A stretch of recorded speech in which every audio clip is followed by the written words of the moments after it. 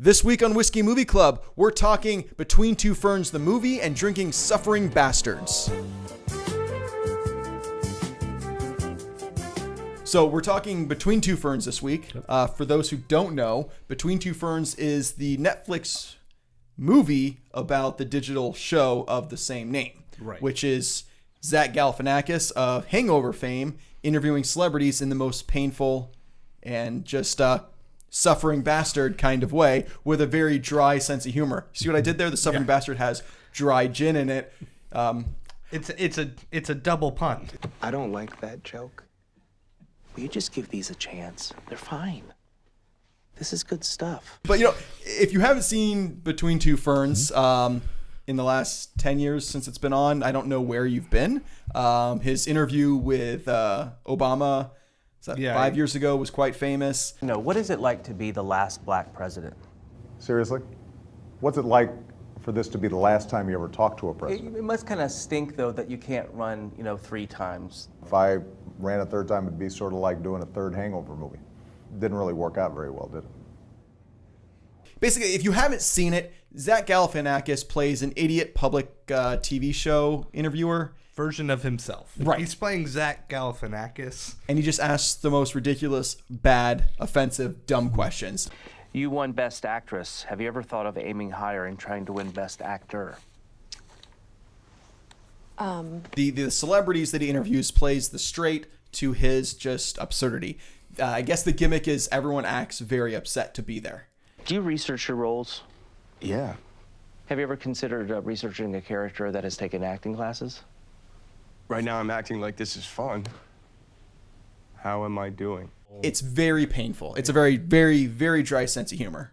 Which is kind of a plot point addressed in the movie. Yes. It gets very meta and stuff. But before we get into that, let's talk drinks. Talk drinks. All right. We don't have any cork sounds this time because we made a cocktail. But it's a tiki drink, and we are all big tiki fans. Indeed. It's a very tasty tiki drink. God, that's refreshing. So this is called a Suffering Bastard. It was invented in a hotel in Cairo in the 1940s. It's got dry gin, brandy, lime juice, and ginger beer. And you know what else? A sprig of mint. A sprig of mint, a little bit of orange, and it's fucking delightful. Yeah. This is very good. like this is like a Mai Tai, just happier. It's a happy Mai Tai with ginger beer. It's a real misnomer of a drink. Granted, it's got nothing that's in a Mai Tai in this drink, but like it gets very hot here in Northern California in the summertime. This is something I would very much enjoy when it's 110 degrees out. You definitely. And like you said, like crisp. The name says Suffering Bastard, and there is nothing. I guess it's the cure for a suffering bastard. Maybe. All right, so we enjoy the drink. Let's talk Between Two Ferns, the movie. Jason, what did you think? The awkward comedy kind of like I like the sketch. It was in short, small doses, and this one was a little bit of like there were some ups and downs to this for sure. Do you think you play smart characters like Sherlock Holmes because you have one of these, these faces? It can use inductive reasoning to solve mysteries, or it's the type of face that masturbates all day wearing a helmet.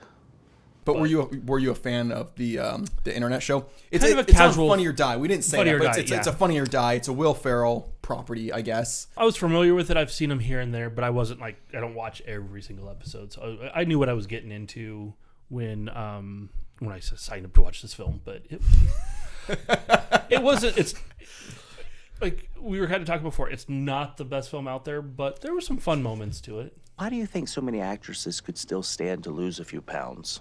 I mean, you look at Hollywood and all the men that get to age gracefully. It looks like they haven't been to a gym. They get to come in disheveled, and they look like they need to shower, and they're wearing just like some blazer, and be told that they just look distinguished, but really they just look pretty disgusting. So. Yeah, I hear you. Yeah, it suffers from a very weak script. I'm gonna be doing this all night. When you're in the recording studio, do you ever think, hey, what if I don't make something shitty?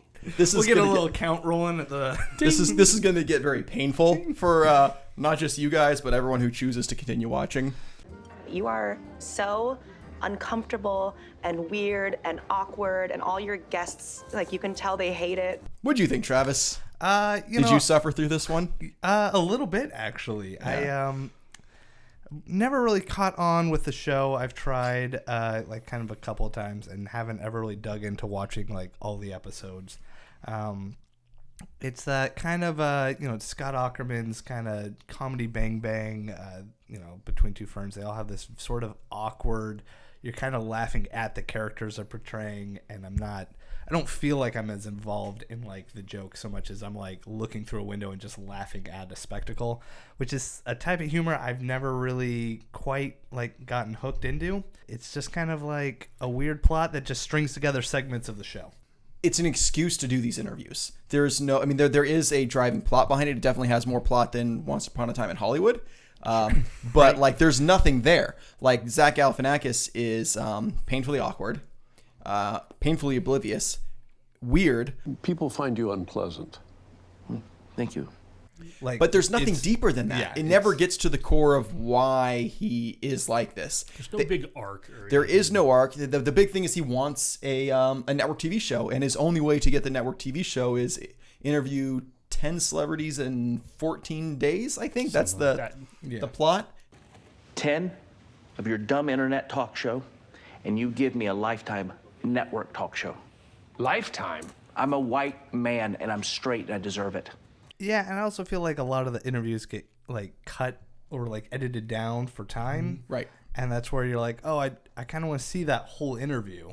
They started releasing the longer ones on YouTube. Okay. Like I watched the Paul Rudd one. There was like a 10-minute Paul Rudd one last night. You practicing? No, I'm not a practicing Jew. I perfected it. Yeah, there wasn't a lot there. It was basically like Netflix had the opportunity to make the movie, and they did. And if they would have just taken like the best of the interviews and just strung them all together and kind of forgot the story in between, that would have been a fun watch too. If you didn't have an accent, do you think people would be able to tell that you're not a very good actor? Yeah, no, I think my accent probably does help. That's true. No shit, Sherlock. You're kind of laughing at these characters. Then, this is pretty much just a lot of that. And that's great. If that's what you're in for, like, go ahead and see it. It's on Netflix. If you don't have a Netflix subscription, it's like $6. And if you can't afford the $6, you know somebody who's got the password, and you're just borrowing it from them anyway. Is there anyone in America who doesn't either have a Netflix account or have someone's Netflix account? Right. Like it's HBO's that way, right? Like everyone has one or has someone's password. Yeah. So, but like there's so much content on Netflix. Is this really like a standout thing to watch? If this is your cup of tea, yeah. I think it's one of those things is you just get a bunch of Taco Bell, bake a little, and then watch this. That's a gross stereotype, and I'm sorry to Taco Bell. What was the marijuana budget on True Detective? And have you smoked a lot of that budget today? Oh, shit. I don't think it's any secret that the best part of the movie is the everyone says post-credit sequence. It's not. It's the outtakes at the end. Yeah. That they've It's the blooper reel. It's the blooper reel. I read online that you're very private and decline to answer questions that make you feel uncomfortable. This is a two-parter. Is that true? And how old were you when you got your period? Which seeing the celebrities laugh and them kind of break character was worth waiting through the whole movie. But you don't have to. If you have Netflix, just fast fucking forward and watch the best part of the movie. There were some great jokes. Like there was parts where I legitimately laughed out loud. So even some of the stuff that wasn't in the interviews, there were some great in-betweens. I like when they're at Peter Dinklage's house and they have to steal his Fabergé eggs. I like some of the Matthew McConaughey jokes. I noticed that you're wearing a shirt. Is everything okay? And you have a major leak in here. I'm sorry. I'm so sorry. See what's going on with these pipes. Dude, don't do that. Help! Who is the idiot? They installed the sprinkler system! Well, they turned the sprinklers on. You killed Matthew McConaughey. He's dead? They gave that up in the trailer. They did. Which is one of the best parts of the movie. Yeah. Actually, all the funny jokes are in the trailer. And you know what? The ending really bothered me. He gets what he wants, the network show. Mm-hmm. And then they decide to go back to North Carolina because he's a sellout. Why didn't he just try being himself first? And then if he gets fired, then go back. I'd say that's kind of my biggest complaint with the plot of the movie is there's a lot of points where you see, okay, here we're at kind of a moment where the story is going to develop into something, and then they just cut bait on that plot thread. Like, there's a lot of times where they're like, oh, this is, okay, we're going to get a moment of doing this, and they just kind of go, nope, never mind, go back to the other thing. And so there's a lot of weird, like, false starts. I'd even say, like, the start of the whole road trip is he destroys the public asset studio that they're filming at because he broke the pipes and it flooded and they killed Matthew McConaughey for a minute. And then Will Ferrell shows up, and it's not like he owned the public access building, right? He just owned his show, or like he needed the show to put on Funny or Die to get those clicks. Yeah, to get, because his website runs on clicks. Like, that was some of the funnier stuff. Like, he's carrying around the little thing. This is how many clicks my website has. I need the clicks. And then just out of nowhere, like, Zach Galifianakis is like, all right, I'll do what you want, not because I owe you a public access studio and things, but if I do this, you're going to give me a network show. Like, it somehow gets leveraged the other way. Like, you would expect Will Ferrell to be like, no, you owe me thousands and thousands of dollars for wrecking my studio. Yeah, or, you know, you're under contract to do this show for 10 more episodes, so you'll have to go to the celebrities because you ruined your shooting space. This wasn't a very well thought through script. Yeah. If they had one, they might have just had flashcards, or not flashcards, index cards for scenes and just kind of winged it. Yeah, possibly. I don't know. I mean, one of my favorite jokes is the documentary crew he has following him around to do the Behind Two Ferns. Yes.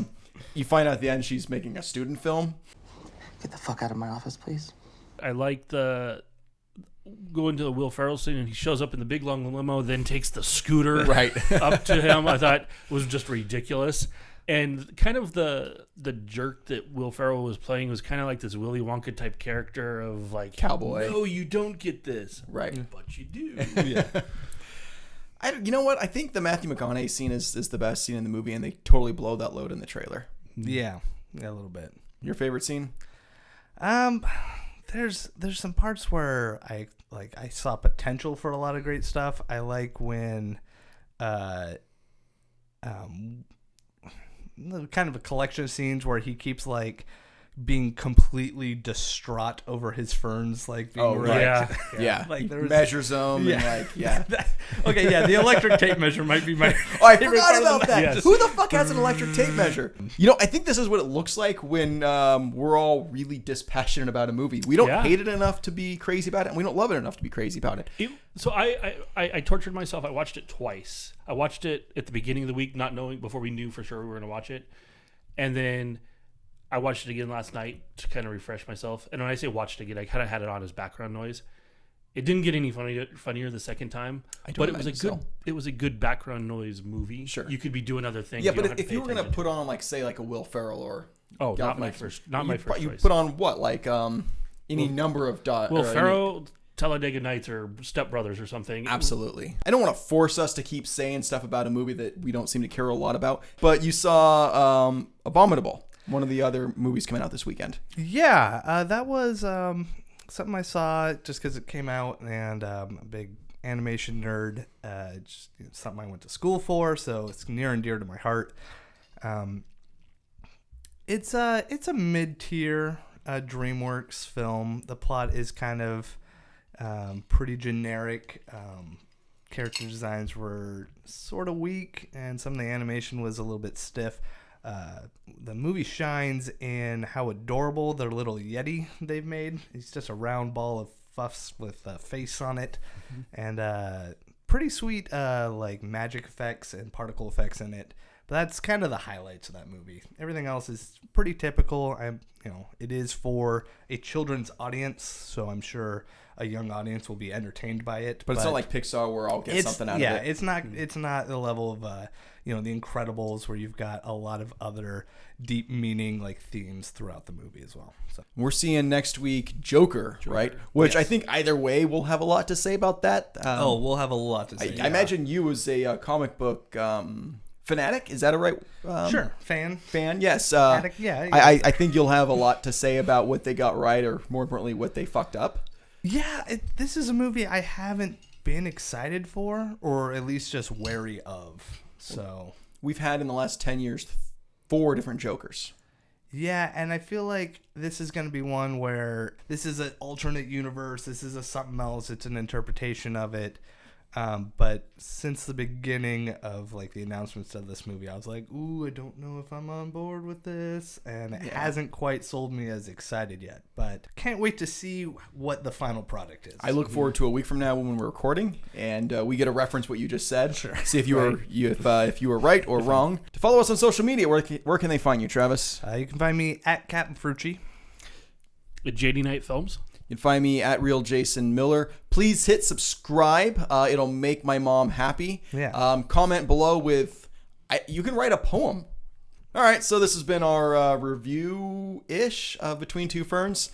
It's not a lot to say about it. It's kind of a surface-level film. Good luck with whoever you interview next. I'm sure it will go better than this. Or maybe not. But you know what? I enjoyed The Suffering Bastard quite a bit. You know what? I will put the recipe in the description below. It's a pretty easy drink. As far as tiki drinks go, this is a really easy drink to make, and it is so good. And until next time, cheers.